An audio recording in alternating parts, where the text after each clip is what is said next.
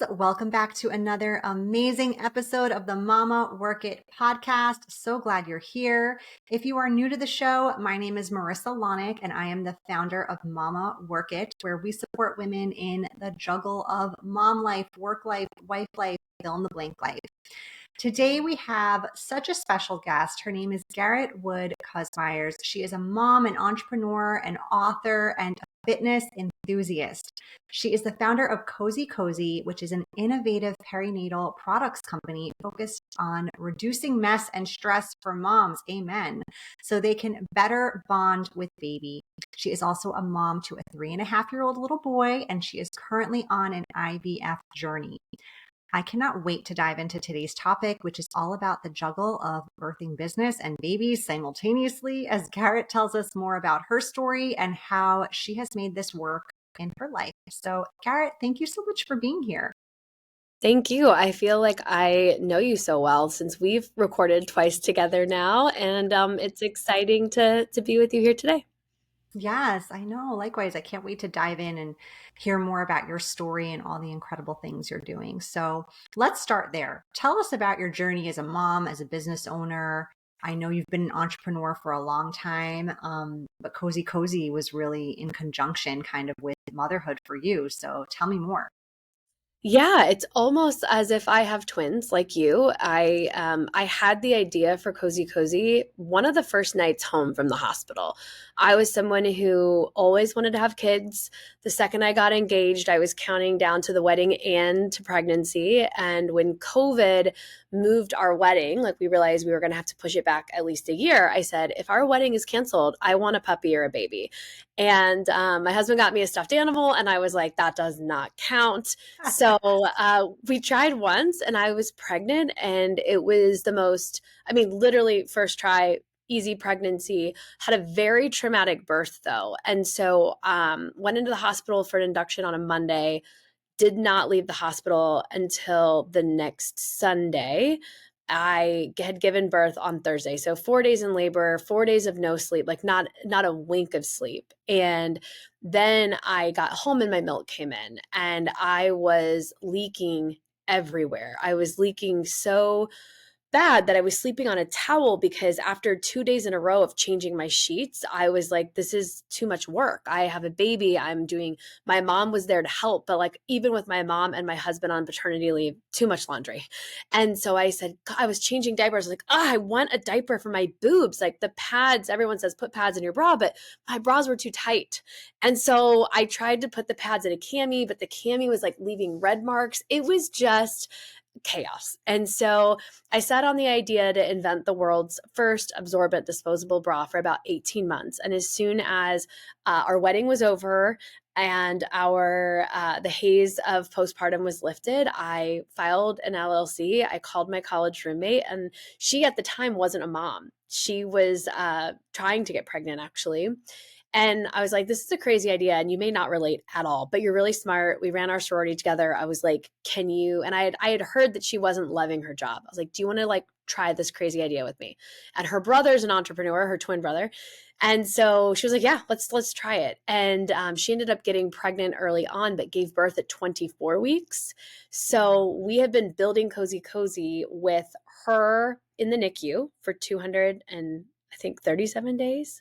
And then our head of marketing is also a friend from college who, in the course of kozekoze and building kozekoze, she has had 2 miscarriages and 1 stillbirth and her second baby. And so we are just and now I'm on an infertility journey. So it's been this kismet and karmic journey to birthing these products. And we're all just so in the throes of motherhood that we so relate to trying to do what we can to reduce mess and stress for moms. Oh my gosh, I love that. Amen to that. I think the less mess and stress you can feel when you're in that postpartum phase, it is such a gift to be able to give the community. So thank you for doing what you do. And I loved hearing that story and how this all came to be. So you started this really postpartum, you said, with your son, but also like post honeymoon, right, from your wedding. Such an incredible accomplishment, like stepping into a new season, not only of motherhood, but now of marriage, and then Mm. throw entrepreneurship on top of it.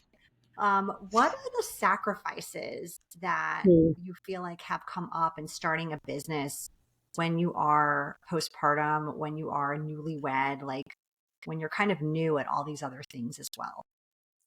I think it's sort of at first just trying to get and in any business idea or entrepreneurial leap, your number one job as the founder is to get other people to buy into your idea. And I didn't have any trouble getting my husband to buy into the idea for the product because he had a front row seat to like me leaking. Like we had milk trails through our house, like because I wasn't wearing a bra, I was just wearing a sweatshirt to hope that that would like absorb the milk. And so he didn't have any issues with me trying it. And since we've been together, I've launched a podcast, I published a book, I had various coaching endeavors. And so he kind of just understood that that's the way that I am.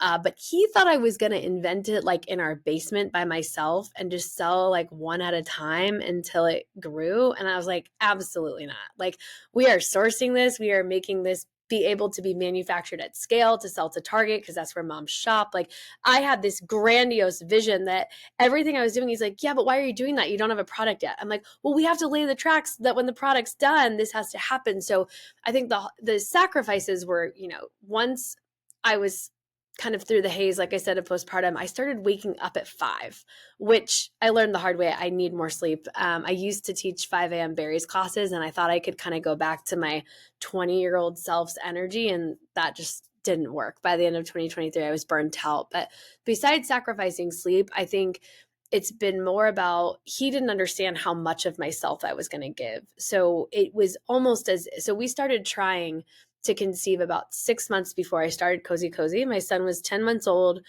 And for 6 months, we're like, that's weird. We got pregnant first try. And then I was kind of bored, not bored, but I had like online coaching clients. It was easy. And I was like, well, I'm not pregnant. Coaching's fine. I'm going to do this. And so we just both had different understandings of how much was going to go into it. And really, what in hindsight we say is like, I got pregnant with a company. And then I grew that company for 9 months. And then I birthed my first product. And so it's been this sort of sacrifice of my husband being the cook, the chef, the bedtime guy, the morning like 8 to 9:30 after his work, or 7 to 9:30 after his workout, he watches my son. So I do this like 5 to 9 a.m. work, and then like 5 p.m. to 7 p.m. work at night too. So a lot of just time blocking that I don't think my husband was prepared for.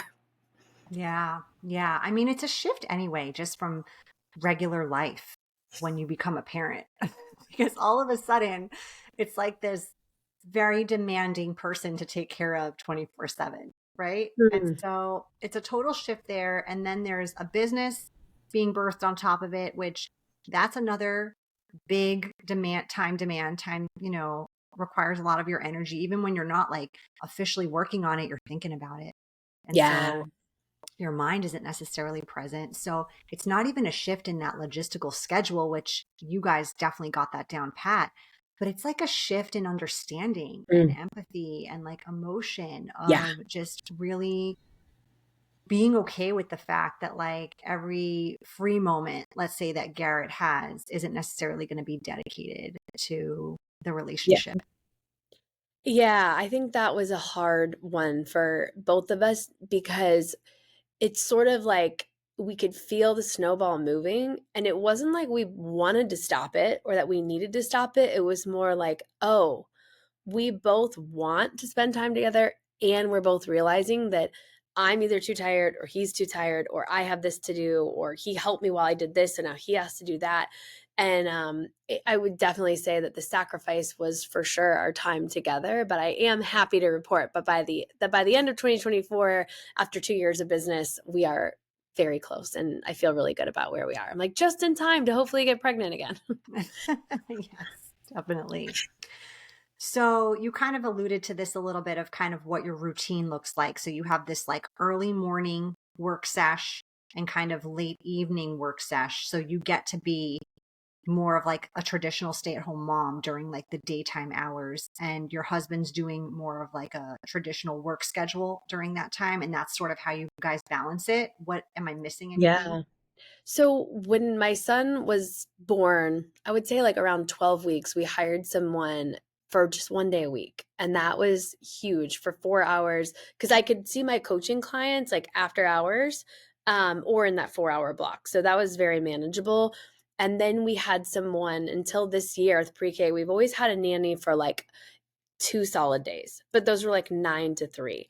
And as all of the moms listening know, those 2 days also weren't just me working. It was dentist, doctor, fertility, blood work with, this other specialist. So hard to say it was just working, but about 2 days of a nanny, about 3 days of being a stay-at-home mom. And it's been the hardest thing I've ever done because I felt guilty when I wasn't with my son and guilty when I wasn't working because of the risk that this building this company has become with like financially and having investors. But my lifelong vision was to be a stay-at-home mom. And so I'm like, of course, like I'm getting to be at soccer practice. I'm getting to go out to coffee with the moms after soccer practice. Like when I look back on 2023 and 2024, some of my most fond memories were not the trade shows I went to. They were being with the moms after soccer. And I'm so lucky that I've been able to build that hybrid life. But a lot of it is thanks to my husband and thanks to market hours because he does finance. And so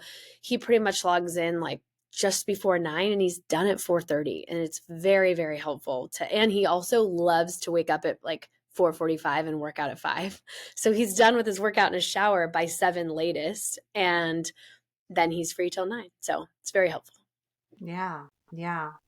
So you said something that like you've always wanted to be a stay-at-home mom, and like you really appreciate the fact that you have that flexibility to go and do the coffees, let's say after soccer. Because I haven't really heard you say much about things you're able to do for you. And it sounds like your Mhm. schedule is super packed and super busy. But like, are those the things you feel that are for you? Because self-care looks different to everyone, right? Like Mm. for an extrovert out there, going to have a coffee date with other people is like a total energy Yeah. filler, right? But for an introvert, they might want like just some peace and quiet during nap time to Yeah. like read a book or recharge or whatever. So tell us more about how you're able to also balance that, because you said those first 2 years of building the business were really challenging, but now Mhm. you're kind of on this more, I don't know, quote unquote, like balanced Mhm. schedule, right? Yeah. Yeah, I think so. Fitness is a huge thing for me. I taught group fitness for 10 years. I was a personal trainer and bodybuilder. And so getting a workout in, even if it's just stretching or mobility, is huge. And so when my husband gets up at 5, for 2023, I was always up with him. This year and 2024, I was up closer to like 6. But the rule is, and I don't know how I got this good end of the bargain, but if our son wakes up early, which a lot of toddlers wake up early for whatever reason, my husband comes inside. I am not on the clock. Like this is all you until 9. So I would work from either 5 or 6 until my husband was done. And then I would either keep working or go work out. So getting at least 30 minutes from that 5 a.m. or 6 a.m. to 9 a.m. window, at least 30 minutes of movement is huge. And then being an extrovert, getting coffee, audioing a friend, calling a friend, going on a walk and talking to a friend, like that for me fills me up. Like if my moon is like in my 11th house, like if I am not social, I am not happy. Like I don't know who I am without my friendships. And so that is life giving. And recently I started going to Pilates, like outside of the house. We have like a full garage gym because we both were fitness people. So we don't need a trainer, but I've been really loving getting out of the house. That's been a new thing. That was a new thing at the end of 2024. I was going to a group fitness place. It was very strange not being the teacher for a while, but now I love not being the teacher. I am so happy about it. Like I started having dreams actually when I first started going that I was there and they were like, you're teaching. What are you doing? Like you're not supposed to be taking class. And now I'm over that trauma from too many group fitness teaching sessions. But I'm loving that. And my husband also, right when we met, I was like, joking, like we have to have a beauty budget. And so whether it's getting my hair and nails done, he's always on board for that. And now my son, like he's fascinated by colors and nails. So he will actually ask to go with me to watch them do my Love nails. it. He loves it. So we were at the nail place together on Friday. Yeah. I've definitely painted my toddlers' nails before and toenails. They love it. They think it's so interesting. Yeah, Pretty. like the colors and they're into coloring. Yeah, it's cool. Yeah. Yeah. Got it. Yeah. And I think that there's so much power in just knowing what fills your cup, right? So like you're so clear on the fact that like, okay, I'm a social person. I'm a social butterfly. Like if I don't have that, I know I'm not going to feel good. I Yeah. know I'm not going to be able to give this level of energy to mothering, to building the business, to whatever it is. Mm-hmm. So, Yeah. yeah. So, nonetheless, you've got a routine down, a system down, but these are two really big jobs. Like managing babies, managing business, it can be very energy depleting, especially when you're doing both. Yeah. But is there, do you think, a silver lining to running a business when you have a baby or like a very young child versus Yeah. when, like, I hear a lot of moms say, oh, when they start school, that's when I'll be able to like dedicate time to, starting my Etsy shop or doing this. Like you're doing it in a season where your son's home a lot yet, Yeah. like he's not yet in full-time school and things like that. So tell me a little bit about that. Yeah, I think to be like a little bit etheric or spiritual or talk about the energetics, um, I've had a spiritual or like life coach type guide in my life since 2020.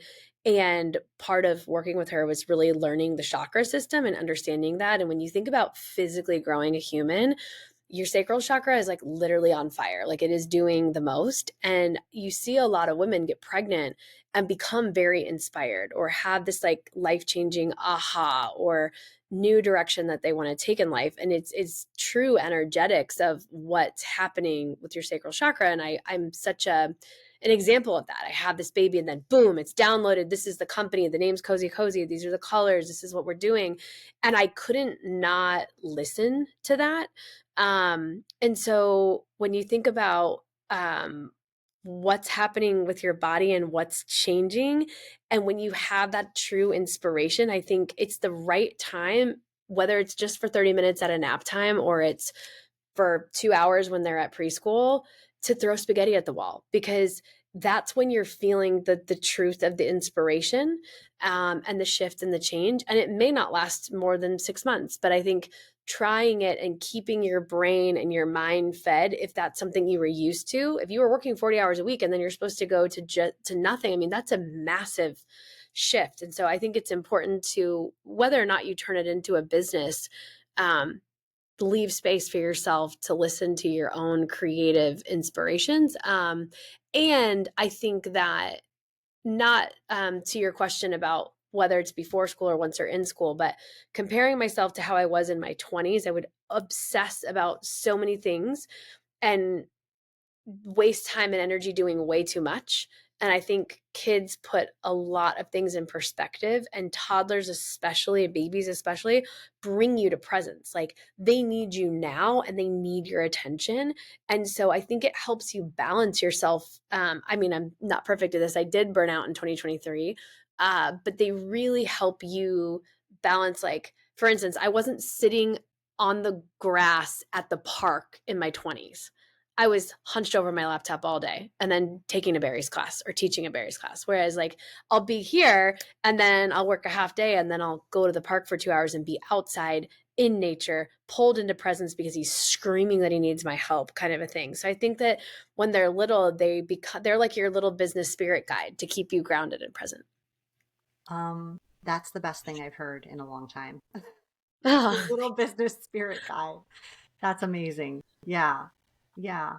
it's so And true. they're very convicting. Like my youngest son's 5, and the other day, guilty as charged, was in a total like multitasking moment, doing something that probably could have waited, but like just wanted to get it out of my head and write the email or whatever it is. And he's standing next to me and he's like, Mom, I'm talking to you. Get off the phone. And like, Yeah, they yeah, you're right. I shouldn't be looking at this screen right now. Like I should totally be listening to what you're saying.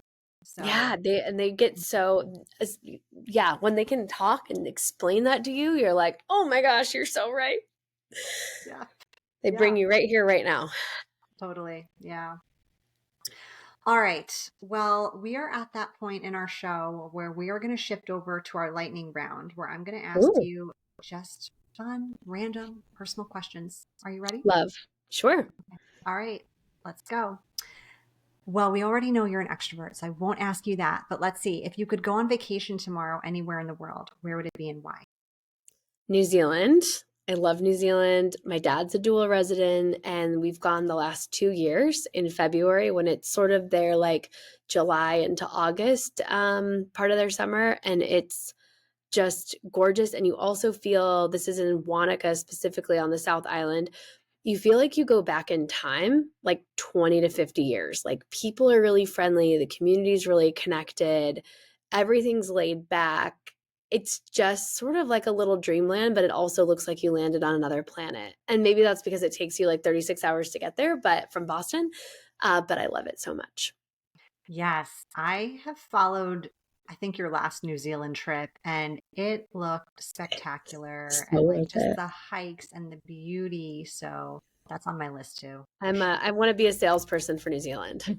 The That'll coolest. be your next business. Yes, truly. All right. What if you could only eat one food for the rest of your life? What would it be? Calories don't count. I would have said perfect bars for the last 3 years, but I get addictive personality. I eat the same thing all the time. And I was like obsessed with perfect bars. And I woke up like a month ago and I was like, oh, I don't like them anymore. But they were just so filling and so quick and great. Coffee, I have to eat that for the rest of my life because I'm a coffee addict. So I can't skip that. But food wise, maybe macaroni or pizza. I really am intrigued by the perfect bar now. Like, I don't think I've Yeah. ever seen one of You these. haven't? No. They I found them at Starbucks. This is years ago and I was like, wow, this seems like really like wholesome. Like there's nothing in here, no artificial sweeteners. It's like honey and but I was like, oh, this is like almost 400 calories. Like this is like and at the time I was still like bodybuilding and powerlifting and I was like, I don't know if I should eat a whole thing. But then when I was pregnant and I truly, for the first time in my life, felt like calories really didn't count, I was so obsessed and I ate one every day. And then postpartum, I was even more hungry, ate one every day. And it was like almost like my body needed that to kind of replenish my nutrients even after postpartum. And it's like I woke up a month ago and I was like, oh, I don't like them anymore. Not that I don't like the taste, but I was just like, I don't need it. But they were like my calorie filler for 3 years. Mm. Well, I bet if you eat anything every day for like 2 years straight, Yeah. you might need a break. Yeah. Yeah. I'm But they like, still for have to be me, perfect. yeah, I'm usually about a 2 to 3 year person. So I hit my Okay. fill for sure. Yeah. Yeah. All right. What if you could have any superpower? What would it be? I like telepathy and I actually kind of believe in telepathy. So I've had many instances in my life where I will either have a dream or a thought about specifically too about babies being born. Like I woke up last fall at like 11 and I was like, oh, Sarah just had her baby. And the next morning I was like, hey, I had a dream that you had your baby last night. If you did, congratulations. And she's like, yeah, she was born at 11:04 last night.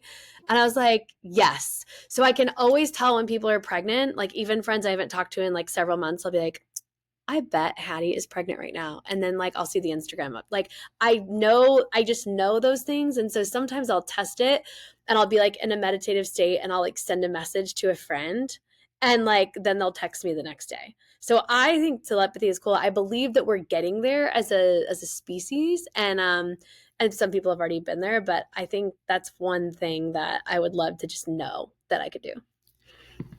Sounds like you definitely have it I'm working on to some degree, it. right? More Practice. practice. Yeah, Yeah. it'll get there. Master status. All right. All right, last question. Do you have a guilty pleasure TV show? I mean, the guiltiest one that I like, not embarrassed, but I do love is Real Housewives of Beverly Hills. Hmm. And I'm also right now in the middle of watching Lost start to finish. That's been an interesting one. and I'm a big Outlander fan. But I'm very specific on reality TV, and Real Housewives of Beverly Hills is probably my longest standing reality TV show. And I saw Kyle Richards in Aspen 2 summers ago. And she was looking at my husband like he was someone. I don't know what it is about his presence, but like he gets mistaken for like random people all the time, and he's nobody.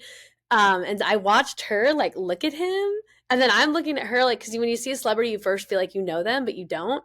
And so I'm like, Mm-hmm. oh my God, that's Kyle Richards. And I'm watching her push her bike and just like look at my husband like she knows him. And anyway, it was funny. Did you But yeah, say hi? I didn't because I was too afraid. I was too nervous that yeah. But then I saw her in that exact bike with the same outfit on in her husband's show about the agency or buying Beverly Hills. Like she was shooting Mm-hmm. that day, and I was like, oh my God, I totally saw her that day. But yeah, that's my guilty pleasure.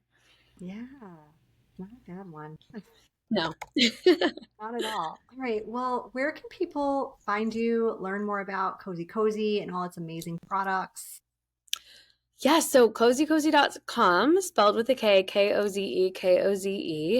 is where you can find kind of like our longer form story and our podcast and our blog featuring you a couple times. And TikTok, we are growing, which is really exciting. A lot of it has been based on like fertility stuff because TikTok is a wealth of knowledge for all things fertility. I'm loving that side of it. Our podcast is also called the Cozy Cozy Podcast. And for moms who need nipple balm or our absorbent disposable bra, like now, they can find it on Amazon and get it same day prime, which I think is really important. Like when your nipples are raw and bleeding, you're like, I'm not waiting 3 to 5 days for this to ship. So No. that's Yes. exciting. Need that stat for sure. That's Yes. amazing. Well, thank you for Thank you. sharing all this incredible info, inspiring moms out there, and Thank for you. doing what you do. Thank you for having me. I love talking with you.